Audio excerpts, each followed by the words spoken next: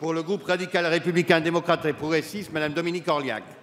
Merci, Monsieur le Président. C'est un honneur, en tant que député radical de gauche, de prendre la parole dans cet hémicycle ce 9 décembre 2015, jour de célébration des 110 ans de la promulgation de la loi de 1905, instaurant le principe de laïcité. Ma question s'adresse à Madame la ministre des Affaires sociales, de la Santé et du droit des femmes.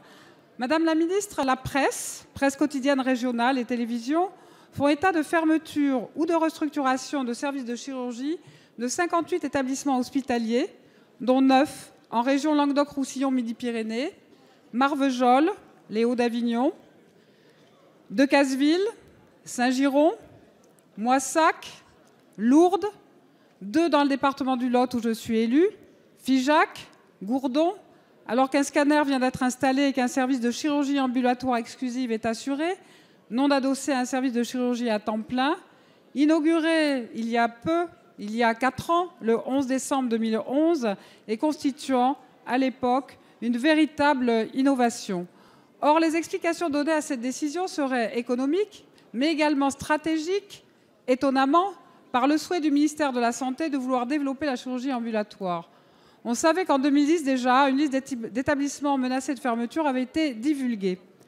Alors, à l'heure où la question de l'accès aux soins pour tous est au cœur des débats, notamment avec la loi de modernisation de notre système de santé, la fermeture de ces services de chirurgie, situés pour la plupart en zone rurale, entraînerait de réelles difficultés de prise en charge des patients et des inégalités d'accès aux soins. Alors, Madame la Ministre, entendez-vous réellement prendre ces mesures de fermeture ou de restructuration de ces 58 services de chirurgie? Je vous remercie. Merci Madame Orliac. La parole est à Madame Marisol Touraine, ministre des Affaires sociales, de la Santé et des droits des femmes. Merci Monsieur le Président, Mesdames et Messieurs les députés, Madame la députée Orliac. Je vous remercie très sincèrement de votre question qui va me permettre de lever des rumeurs, des ambiguïtés, parce que je veux vous dire de la manière la plus nette qui soit, Madame la députée, il n'y a aucune liste, aucune, je le dis bien, aucune liste d'établissements ou de services à restructurer. Et vous me permettrez d'ailleurs de m'interroger sur les motivations de ceux qui ont lancé ces rumeurs il y a quelques jours à peine, en prenant appui sur une instruction de gestion du ministère de la Santé qui date du mois de septembre dernier et qui consistait à rappeler aux établissements qu'ils devaient s'engager en faveur de la chirurgie ambulatoire.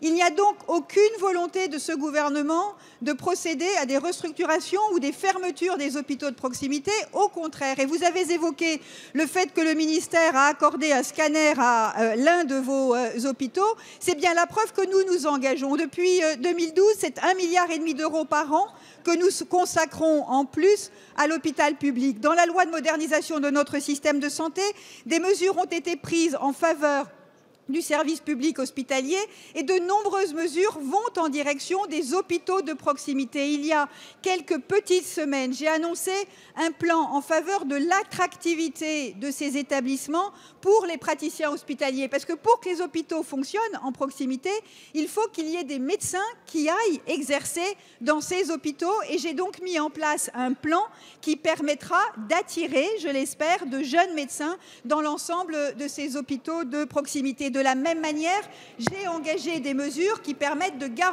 mieux garantir le financement de ces établissements, même lorsque leur activité est insuffisante. Vous le voyez, Madame la députée, il n'y a pas de raison de s'inquiéter. Le gouvernement est auprès des hôpitaux de proximité dans tous nos territoires. La séance des questions au gouvernement est terminée. La séance est suspendue.